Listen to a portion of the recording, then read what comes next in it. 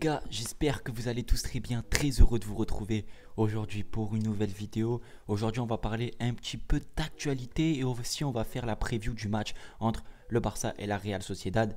J'en ai marre en fait de faire toujours des avant-matchs qui se ressemblent en disant je veux un Barça conquérant, je veux cette composition, alors qu'au final c'est la fin de saison, il n'y a plus grand chose à jouer. Donc on va introduire dans ce genre de vidéo un peu d'actualité. Donc on va commencer directement avec cet avant-match. Le Barça reçoit demain la Real Sociedad à Montjuic. Donc une Real Sociedad, si on regarde le classement, ils sont sixième, donc ils ne peuvent pas pour moi aller chercher la cinquième place ni la quatrième place, c'est impossible. La cinquième place, voilà, Bilbao, ça me paraît compliqué. Alors il y a un mince espoir, mais vu le calendrier de la Real Sociedad, regardez, FC Barcelone, Real Sociedad Valence, Betis Séville, Real Sociedad, donc le match certainement du pas de la qualif en Europa League, mais quasi l'Atlético Madrid. Donc c'est quand même des gros matchs. Ils ont 3-4 gros morceaux. Alors le Barça, ça fait partie du très très gros morceau. Donc la Real Sociedad a pour objectif de,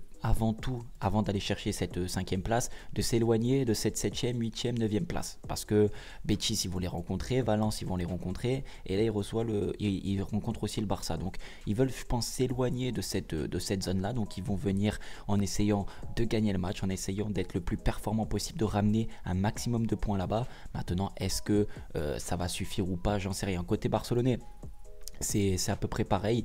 Des matchs, on va dire, j'ai pas envie de dire compliqués parce que c'est pas le cas, mais des matchs quand même un peu chiants à jouer, à l'image de ce match face à la Real Sociedad qui est un petit peu chiant quand même. Regardez, Real Sociedad, ensuite un déplacement à Almeria. Bon, on sait que le Barça en déplacement c'est plus costaud qu'à domicile. Ensuite le Rayo Vallecano, ces clubs-là, Almeria, Vallecano, Almeria c'est déjà quasi, enfin c'est fini de descendre en deuxième division, mais le Rayo ils doivent se sauver. Donc des matchs compliqués là-bas au Rayo Vallecano. Enfin non, chez nous contre le Rayo où il va falloir vraiment être costaud, faire le taf pour empêcher cette équipe de se sauver malheureusement. Et ensuite ce déplacement à Séville. Donc un calendrier quand même avec la Real Sociedad, Séville et le Rayo compliqué pour les enjeux, on va dire. Mais le Barça a quand même de la marge pour essayer d'aller chercher cette deuxième place. Je dis bien essayer parce que on a eu l'opportunité la semaine dernière, ça n'a pas été le cas. On a eu une grosse défaite à Girone, mais Girone a joué ce match avant nous et ils ont perdu. Donc le Barça, s'il y a victoire demain, passerait devant Girone. Et une fois que le Barça, s'il passe devant Girone, là, il ne faut plus la lâcher. Il faut faire le maximum remplir le maximum de points. Et moi, j'avais dit que la deuxième place ne se jouerait pas la semaine dernière contre Girone, elle se jouerait sur les 4 prochains matchs. J'avais dit que Girone allait perdre des points, ça a été le cas. Ils ont perdu 2 points à l'Aves à la 92e minute de jeu, match incroyable. Ils ont quand même des déplacements compliqués, enfin des matchs compliqués. Ils reçoivent Villarreal, ça va pas être facile, Villarreal qui veulent bien finir. Ensuite, ils vont à Valence, Valence en course pour l'Europe, donc je pense que là, à Valence, ils vont perdre des points. Et Girone-Grenade, bon, je pense que Girone va faire le taf, mais voilà, ces deux matchs contre Villarreal et Girone, je pense qu'il faut compter plus 6 pour Girone, mais ce match à Valence, je pense que Girona vont perdre des points. Donc c'est pour ça, tout l'intérêt de cet objectif du Barça demain soir, essayer d'aller choper cette seconde place, mais au-delà de ça, essayer quand même de produire quelque chose de cohérent dans le jeu. C'est-à-dire que moi, quand je vois le Barça jouer là, ces dernières semaines, je me dis, ah, le Barça joue bien, mais il manque quelque chose. Voilà, il manque quelque chose, il manque cet esprit tueur, il manque peut-être un peu plus de rapidité, de fluidité dans le jeu, et éviter de tourner autour du pot. Parfois, on tourne beaucoup autour du pot et faire quelque chose de plus direct. Alors, j'ai expliqué mon 11 idéal pour la saison prochaine dans une vidéo. C'est pas le but aujourd'hui. On va pas demander à Xavi d'essayer de faire ce qu'il doit faire l'année prochaine. Il faut d'abord bien finir cette saison. Mais ce qui est compliqué, c'est que le Barça a beaucoup de matchs nuls cette saison. Regardez, 22 victoires, 7 matchs nuls, 5 défaites. Alors 5 défaites dans une saison, c'est plus ou moins ce qu'on attend, on va dire, entre le Real Madrid, l'Atlético, Bilbao. Il y a des grosses équipes quand même. On peut s'attendre à 4-5 défaites dans la saison. Je trouve que c'est raisonnable. Mais par contre, 7 matchs nuls. Pour moi, c'est là où le Barça a pêché. Et c'est pour ça que le Barça a pêché sur ces matchs nuls, parce que le Barça n'a pas tué le match, s'est fait rattraper, n'a pas été assez bon dans le dernier geste. Donc j'aimerais voir quand même un Barça, bien évidemment, qui gagne ce match pour assurer, ou en tout cas se donner une marge de progression et d'air pour la seconde place. Et surtout un Barça qui finit les actions. On l'a vu face à Gérone, où le Barça aurait pu mettre le 3e, le 4e. Ne l'ont pas fait, au final on perd 4-2. Voilà pour l'enjeu de la rencontre. Maintenant, il faut que dans les têtes, justement, c'est pour ça qu'on va faire la transition avec les actualités. Le Barça, il y a beaucoup d'actualités, de rumeurs, mercato, transfert, Lewandowski, pas Lewandowski, Bernardo Silva, Xavi Simons. Il y a plusieurs choses, même Nico Williams. Alors déjà, Nico Williams, il a choisi le Barça. Voilà, il y avait Liverpool aussi, lui, il a dit Barcelone. Donc ça, c'est fait. Ensuite, Lewandowski, lui, va peut-être partir cette saison. Alors, est-ce que ça va être fait ou pas? Enfin, la saison prochaine, j'en sais rien.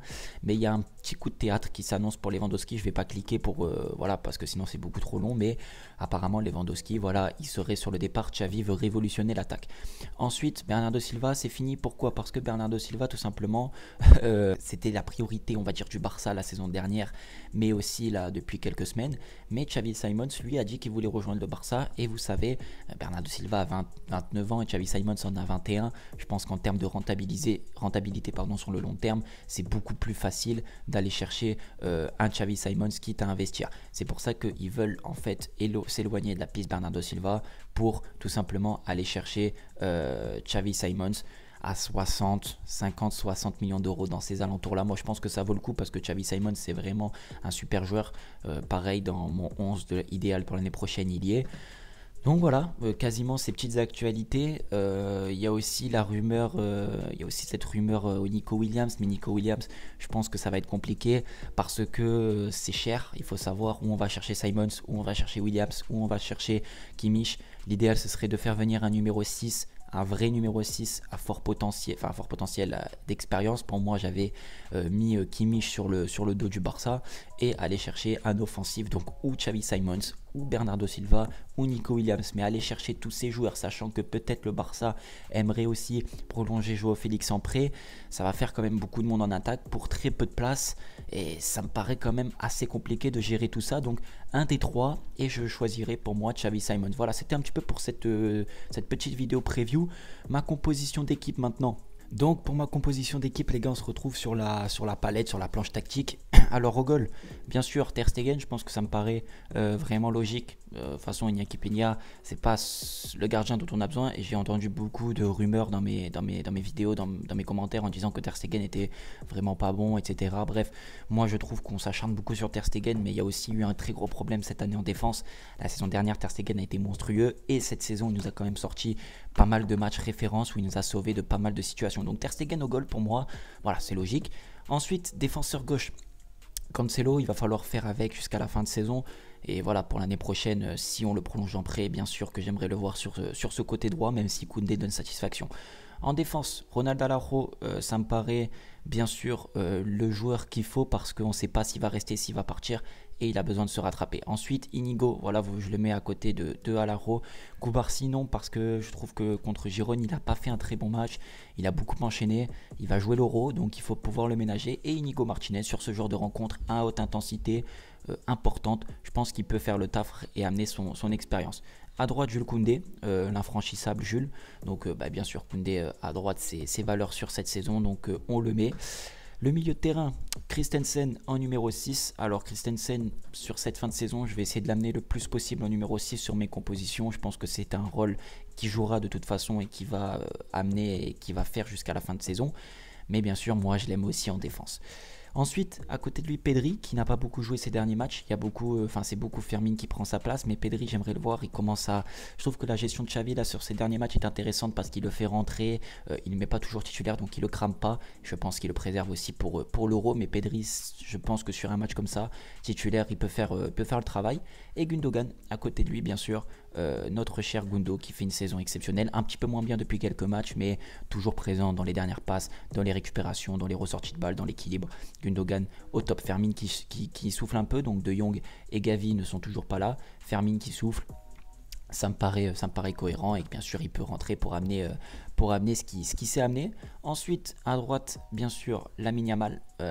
Il faut qu'il continue à prouver, il faut qu'il continue à nous régaler. C'est le joueur le plus percutant de l'effectif, c'est celui d'où la folie vient, d'où toutes les actions viennent, même s'il est un petit peu moins bien aussi depuis quelques matchs à l'image de l'équipe du Barça, on va pas se mentir.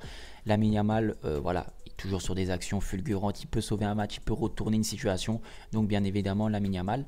Devant, Robert Lewandowski. Alors moi, Robert Lewandowski, je l'attends à ce poste-là parce que l'année prochaine, s'il va être reconduit, ça va être lui le numéro 9. Donc dans ce genre de match, il faut qu'il nous prouve et qu'il nous fasse gagner comme il a pu faire beaucoup de fois cette saison, mais là encore plus parce que c'est un match super important.